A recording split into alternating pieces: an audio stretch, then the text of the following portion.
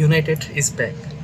এখন কি কথাটা বলা যায়, কারণ কালকে ইউনাইটেড আনাদার উইন, তাদের জন্য আরেকটা জয় তারা উপহার দিতে পেরেছে তাদের সমর্থকদের। এরপরে কি ইউনাইটেড ওই তার আগের হারানো আমলটাতে ফিরে যেতে পারতেছে বলে মনে করা যায় কিনা? দেখেন, এটা বলাটা এখনও কঠিন, বিকজ মাত্র তারা 4টা ম্যাচ জিতেছে, এবং হ্যাঁ, এটা অবশ্যই একটা বিগ অ্যাচিভমেন্ট যে তারা 4টা ম্যাচ জিতেছে, এবং রুবেন আমোরিমের ওই একটা ডিজাস্টারের পরে এখন এই দলটা মাইকেল ক্যারিকের আন্ডারে ঘুরে দাঁড়াচ্ছে। It's a big achievement for United, এবং দেখতেও ভালো লাগে যে একটা ঐতিহাসিক ক্লাব এখন তাদের আগের ফর্মটা রিগেইন করতেছে ধীরে ধীরে, ডে বাই ডে। এটা আগাবে। এখন কখন প্রশ্ন আসে যে মাইকেল ক্যারিককে কি আবার রেখে দেওয়া হবে কিনা। দেখেন, এটা একটা প্রশ্ন হইতে পারে, সেখানে হয়তোবা আমার মনে হয় যে যারা কর্তা আছে তারা অবশ্যই প্লেয়ারদের সাথে কথা বলবে, আমি বিশ্বাস করি, কারণ এই দলটা এখন একটা ব্যালেন্স দল মনে হচ্ছে। কালকের ম্যাচটাতে এখন তারা কীভাবে জিতলো সেটা আমরা ব্রেকডাউন করব, বাট তার আগে আমরা বলে নিই যে মাইকেল ক্যারিক এবং সামনে মাইকেল ক্যারিকের ভবিষ্যৎটা কী হইতে পারে। দেখেন, এখন পর্যন্ত কিন্তু ইউনাইটেড তেমন কোনো রিউমার আসে না যে তারা কোনো নতুন কোচের দিকে যাবে কিনা। সো মনে করা যায় যে নতুন কোচ যেহেতু তারা সাফল্য পাচ্ছে, সিজন শেষে হয়তো বা ক্যারিক থেকেও যেতে পারে, বাট হ্যাঁ, বলা যায় না, United, so anything can happen. এখন আসি যে ইউনাইটেড কীভাবে ম্যাচগুলো জিতছে এই ক্যারিকের আন্ডারে। দেখেন, আমোরিমের আন্ডারে যে দলটা ছিল আর ক্যারিকের আন্ডারে যে দলটা, এটা কিন্তু সেম দল। কোনো ক্যারিক কিন্তু কোনো সাইনিং নতুন করে করেননি। তো একই দল দুই রকম বিহেভিয়ার কেন করতেছে, এটা সবচেয়ে বড় প্রশ্ন। প্রথম যখন ইউনাইটেড ম্যানচেস্টার সিটিকে হারাইছিল তখন বলতেছিল এটা ফ্লুক, দেন বলতেছিল যখন আর্সেনালকে হারাইলো তখন বলতেছিল যে একটা ইনভায়রনমেন্টাল চেঞ্জ, কারণ কোচ চেঞ্জ হয়েছে, এই কারণে অনেক রকম হয় যে কোচ চেঞ্জ হলে এই দলটা ভালো করা শুরু করে। তো এরকম অনেক কথাই বলা যাচ্ছিল, বাট এখন ফুলহ্যাম ম্যাচের পরে ওরকম লাস্ট মিনিট কামব্যাকের পরে যখন এখন লাস্ট ম্যাচটা টটনহামের সাথে জিতলো, it can be said that আমরা ইউনাইটেড খুব ভালোভাবে দলটাকে গোছাচ্ছে, এবং তারা ফ্লুক না, তারা তাদের গেম প্ল্যান এবং ডিসিপ্লিনের মাধ্যমে তারা ম্যাচগুলো জিতছে। এখন আসা যায় কেন আমরিম কেন পারেন নাই, এবং কেন আপনার মাইকেল ক্যারিক সেই কাজগুলো করতে পারছে। সবচেয়ে বড় রিজন হচ্ছে যে আমরিমের আন্ডারে দলটা খুবই মিসপ্লেসড একটা দল ছিল, তাদের মধ্যে কোনো ডিসিপ্লিন ছিল না। প্রত্যেকটা পাস বা লং থ্রুর বা লং পাসের মধ্যে কোনো উদ্দেশ্য খুঁজে পাওয়া যেত না। কিন্তু এই দলটা ইজ ভেরি ব্যালেন্সড। এখন প্রত্যেকটা প্লেয়ার জানে তাদের রোলটা কী, এবং কী স্পেসিফিক রোলে তারা কী করবে তা সব জানা থাকে। এর মধ্যে সবচেয়ে ইম্পর্টেন্ট যে প্লেয়ারগুলো হলো, তাদের মধ্যে হচ্ছে অবশ্যই ব্রুনো ফার্নান্ডেস এবং কাসেমিরো। আমি মনে করি মিডফিল্ডে এই দুজন পুরো খেলাটাকে ধরে রাখে এবং চেঞ্জ করার ক্ষমতা রাখে। আপনি দেখবেন কালকেও ক্যাসেমিরো ওয়াজ আউটস্ট্যান্ডিং। যখন তিনি মাঠটাকে ছাড়ছিলেন তখন ক্রাউড দাঁড়িয়ে সম্ভাবনা জানাচ্ছিল।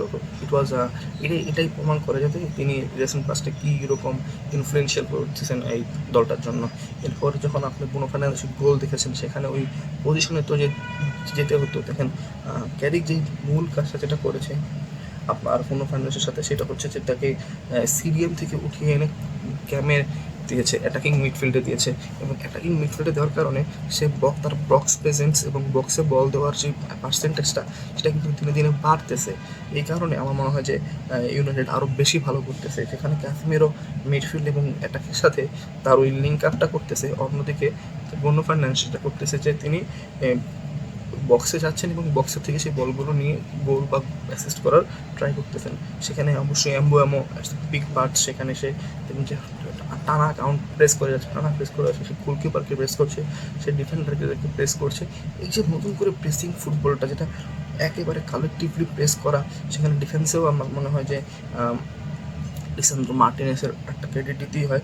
বর্তমানে ইউনাইটেডের মধ্যে সবচেয়ে বেশি লাইন ব্রেকিং পাস দেওয়া প্লেয়ারটার নাম হচ্ছে লিসান্দ্রো মার্টিনেস। তো দেখুন, বোঝা যাচ্ছে যে এই প্লেয়ারটা ইনজুরি থেকে রিকভারি করে আসার পর is very influential for United. So এটা বোঝা যাচ্ছে এই দলটা আস্তে আস্তে ব্যালেন্সটা খুঁজে পাচ্ছে, এবং তারা প্রত্যেকে তাদের কাজগুলো, ইন্ডিভিজুয়াল কাজগুলো খুঁজে পেয়েছে তারা কী করতে হবে। দেখেন, প্রত্যেকটা প্লেয়ার খুব বড় সড়ো প্রেস করছে। যখনই তাদের প্রেসিং করছেন শুধু হ্যারি ম্যাগুয়ার ছাড়া বাকি সবাই বেশ অনেকটা উপরে চলে যাচ্ছেন, এবং আবার রিকভারির টাইমেও খুব ভালো রিকভারি তারা করতে পারছেন, যার কারণে এই দলটা এখন খুব অ্যাটাকিং ফুটবল খেলতে পারতেছে এবং খুব ফ্লুইড ফুটবল খেলতে পারতেছে। এর সবচেয়ে বড় উদাহরণ আপনারা খুঁজে পাবেন যখন প্রথম গোলটা হয়, যেটা এমবুয়ামে করেছিল। দেখেন ব্রুনো ফার্নান্ডেস সেখান থেকে ডোগোকে একটা পাস দেয়, সে ডোগো জানতো যে বক্সের আশেপাশে এমবুয়ামো আছে এবং সেখান থেকে সেটা শুট নিলেও নিতে পারে। তো এমবুয়ামো সেই বলটাকে দেওয়ার আগে ডোগো কিন্তু দুইবার দেখে নাই, হয়তো সে কিন্তু আগেই স্ক্যান করে নিয়েছিল যে এমবুয়ামোর পজিশনটা কোথায়।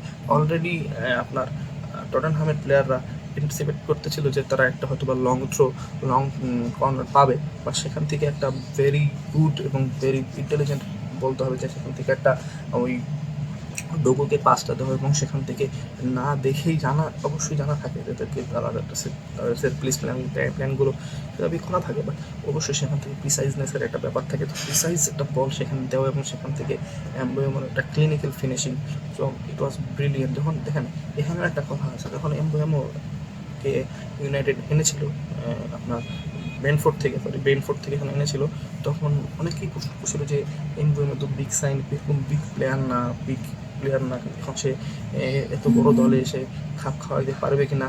ইট was a big question, but now he is delivery, মানে সেই he on the influential player of United. So এই যে প্লেয়ারগুলো তারা এই কি পাজেলগুলো মিলিয়ে দিচ্ছে ইউনাইটেডকে, আমার মনে হয় এই কারণে ইউনাইটেড আজকে এত ভালো করতেছে। এবং পরের গোলটাতে তো দেখবেন যে ওখানে বক্স প্রেজেন্স ছিল, ব্রিলিয়েন্ট বক্স প্রেজেন্স ছিল আপনার ব্রুনো ফার্নান্ডেসের।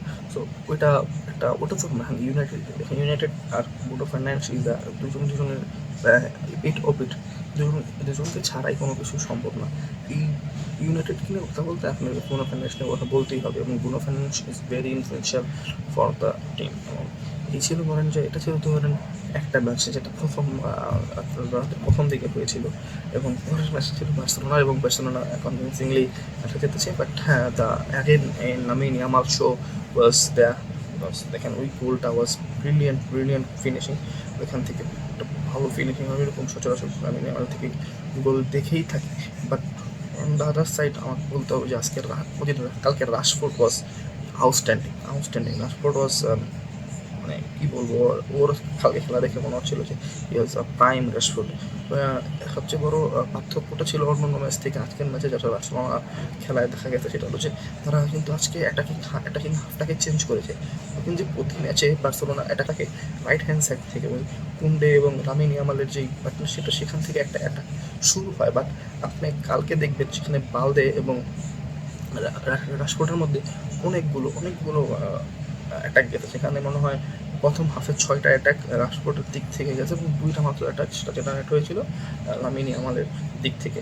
সো ওটাই কিন্তু একটা বিগ ডিফারেন্স যে বার্সেলোনা 2টা পাশ থেকেই সমান তালে অ্যাটাক করে যেতে পারছিল। দেখেন মায়েরকা হয়তো বা এক্সপেক্ট করেছিল যে রেগুলার মতো আজকে রাইট হ্যান্ড সাইড থেকে বেশি অ্যাটাক যাবে, বাট ওখানে হান্সি ফ্লিকের একটা ট্যাকটিক্যাল জিনিয়াস বলতে যায় যে দুদিন রাশফোর্ডকে ওই অ্যাক্সেসটা দেওয়া হচ্ছিল যে তুমি যত খুশি হতো শট নিতে পারো। কিন্তু রাশফোর্ডের শটগুলো was like so close to এক গোলস। এখন দেখেন প্রথম যে শটটা তিনি নিয়েছিলেন এটা কিন্তু গোল হইতেই পারে, জাস্ট 19-20 একটা পার্থক্য হয়ে যায়। এরপরে তার ফ্রি কিকটা ওয়াজ ইনক্রেডিবল।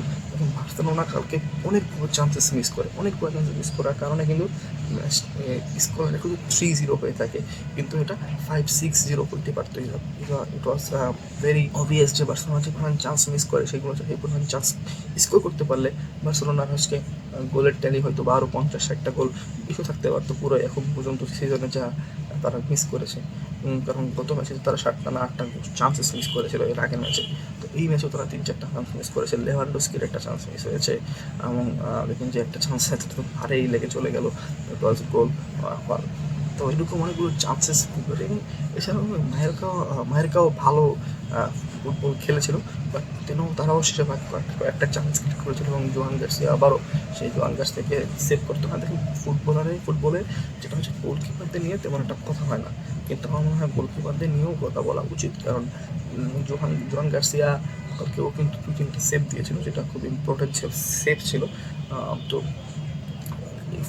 ফুটবলে গোলকিপাররা এক্সট্রাঅর্ডিনারি কিছু না করলে তেমন একটা কথা হয় না, যে এটা যেমন স্বাভাবিক, তেমন অনেক সময় গোলকিপারদেরকে অ্যাপ্রিসিয়েট করাটাও আমাদের মনে হয় যে ইম্পর্টেন্ট। যারা আমরা ফুটবল দেখি তারা অনেক সময় গোলকিপারের যে অবদানটা সেটা ভুলে যাই। দেখেন কালকে যদি একটা গোলও হয়ে যেত, যেটা সেকেন্ড হাফের দিকে মায়োকের চান্সেস ক্রিয়েট করেছিল, সেখান থেকে কিন্তু বার্সেলোনাটা হিউজ প্রেশারে পড়ে যেতে পারতো।